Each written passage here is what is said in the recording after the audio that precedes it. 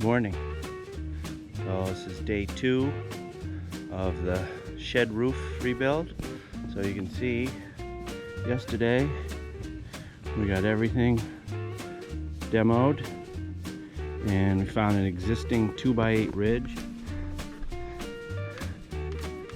I don't know if you can see that, but it's pretty bowed, twisted up, down, all over the place. So the idea is that we're going to put a 2x12 ridge in, and there's bearing walls down. So that's the top of a wall right there.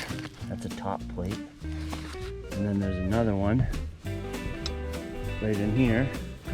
So we're going to post up to those and sister on to the existing ridge and try to jack it up and straighten it out.